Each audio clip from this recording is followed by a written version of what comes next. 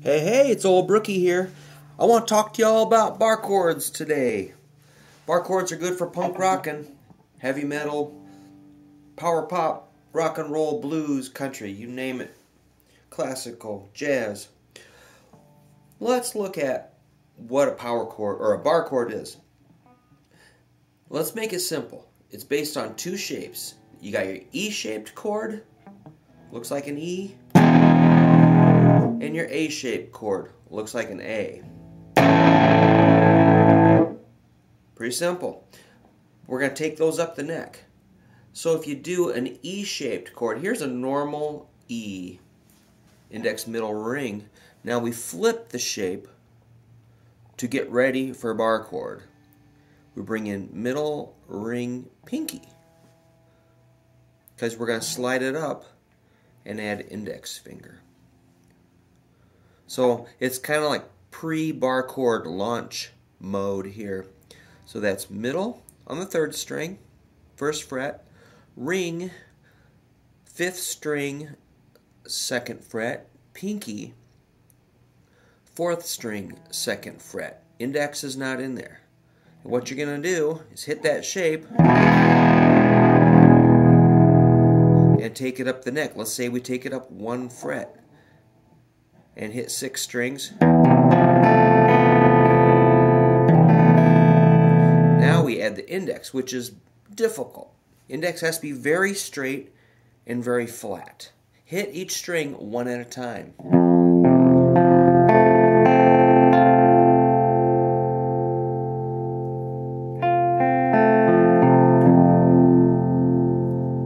Make sure each string rings out nice and clear. Let's take it up 2 frets to 3rd fret, same shape. That's index, middle, ring, pinky. Same form we started with, that pre-bar chord launching shape. That's your G. So you got your index is very flat, very straight, bringing in middle, ring, pinky on the tips. Let's check each string.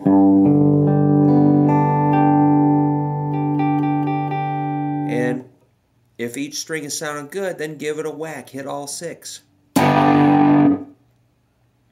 So these first few frets, you know, there's bigger spaces in between the frets. When we go up to, say, A at the 5th fret, it gets a little easier. Check each string. So this is what I'd like you to work on, just getting ready. Just polishing those bar chords, making them super solid. Let's take it up to 7th fret. That's B. Same shape. It's getting a little easier. It's not stretched out so far towards the headstock. Frets are a little more narrow. A little less tension on the strings. More in the middle of the neck. There's your B. Check each string. Alright, let's look at a few options with this shape. The B, or the bar chord. You can hit the fat string, or you can hit that plus the 5th string. Let's add one more string, so now we can get 3 strings, the 4th, 5th, and 6th strings. A little different sound. There's a difference. Now let's hit 4 strings. 1, 2, 3.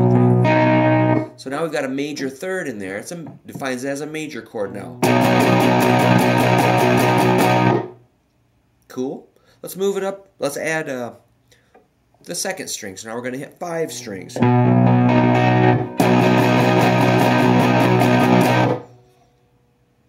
Alright, work to get each string ringing out. Let's make it 6 strings. 6 strings.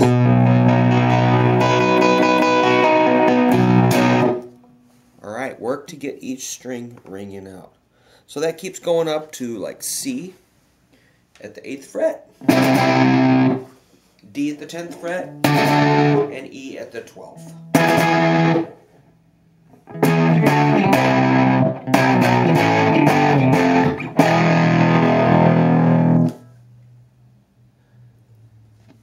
Here's a good little exercise for that.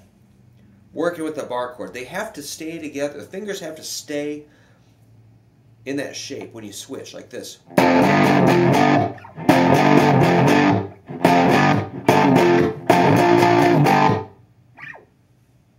So you can't let your fingers sort of buckle and fold and fall apart when you shift. Keep that shape intact. Your fingers have to be kind of like made out of steel. They can't shift and be, your fingers can't be rubbery. You got to keep them really, really stiff.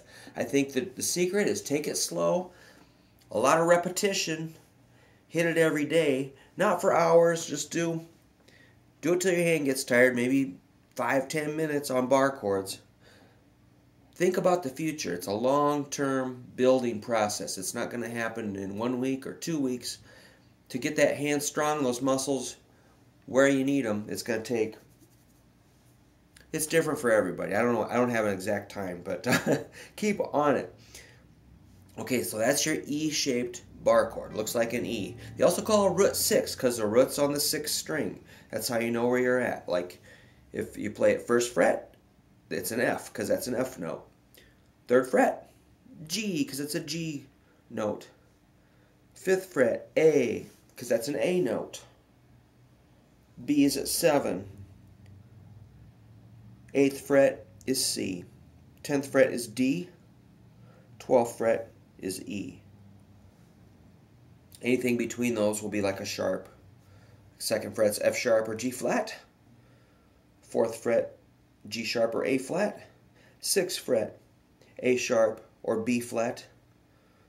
And then we've got 9th fret is a C sharp or D flat. 11th fret, D sharp or E flat. So spend a little time on your E-shaped bar chords. Now let's look at our A shape. Now if we're doing a cowboy chord, 3 fingers works great. But if you're going to start moving up the neck into a bar chord, 3 fingers are no good. You have to go with your ring finger flat. So that's a B based at the 2nd fret. This is a B note, your root. Find that root, listen, use your ears, but it's easier to use your fingers, ha. Anyway, there's your B. So this is your index flat, ring fingers flat. This is at 2nd fret. This is at 4th fret. Ring finger has to bend backwards a little bit, which is something that reminds me of like if my big brother pinned me down and bent my finger backwards until I screamed. It's kind of like that. Enjoy it. It's fun. Some of my best memories ever. Sick. All right, so the finger has to actually bend backwards a little bit. It can flex enough to get the sound that you need. Bend that ring finger backwards a little bit. So you're really just laying flat through here on 3 strings. Now remember, your root is on the 5th string, not the 6th string, so don't hit your 6th string on these. If you do, you got to bar it. But you want to differentiate. These are root 5 chords. The root is on the 5th string, so locating the root is critical if you want to understand what you're doing and get a good sound. Let's move it up to C. C is based at the 3rd fret. So we're at 3 and 5. Index is flat and straight. Main priority of the index is get that root. It's got to be a solid note. Root plus your ring finger flat.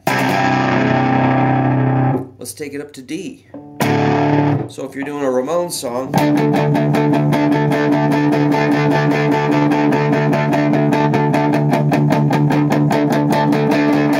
you gotta be pretty consistent with your sound. You can't hit half the strings slightly muffled and getting a little bit of a root from another chord, and you can't have any buzzy notes. It's gotta be solid and big. Let's take it up to E. E is at 7th and 9th frets.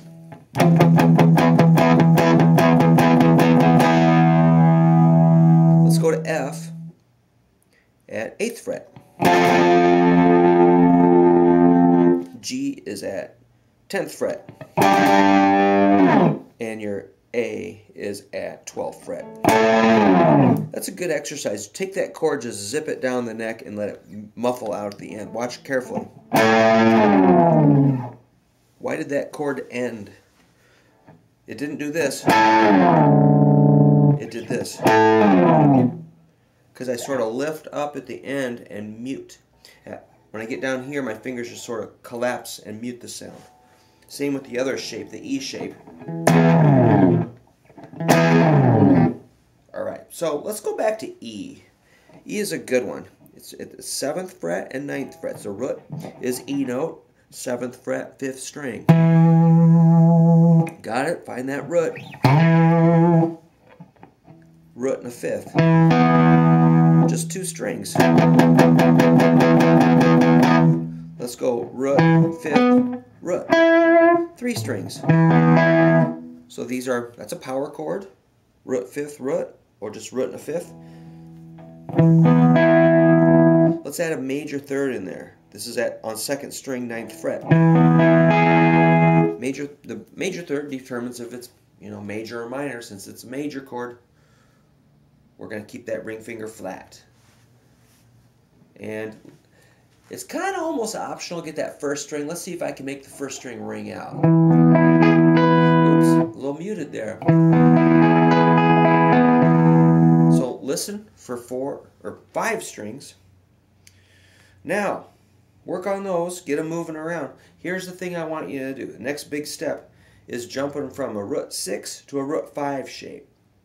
You got to get good at this. Watch. Here it comes.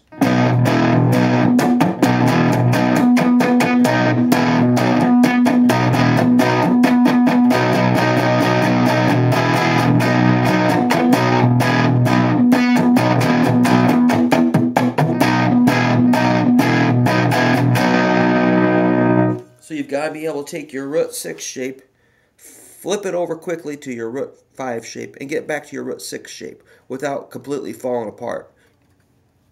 You can't pick up your fingers and find that new shape. It's just basically the ring finger is just going to fall over.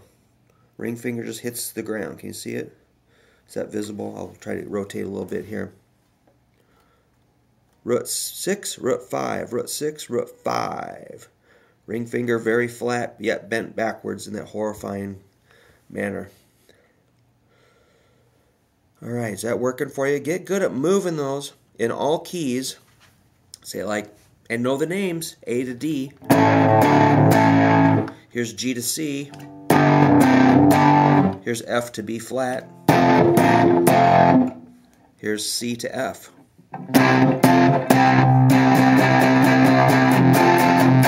Here's D to G.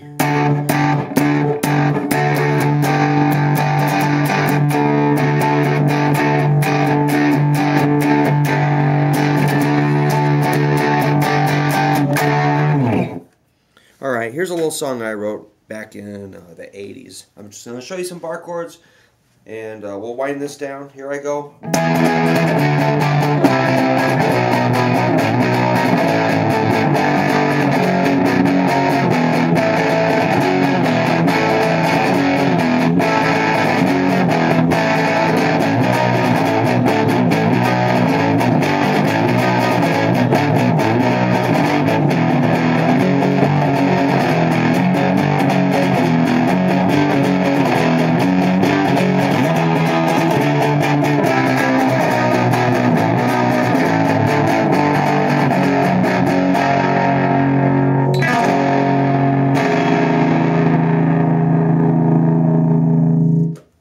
Good luck with your bar chords. One good thing about bar chords, they're good for playing at bars. Let me know if you have any questions. I will respond.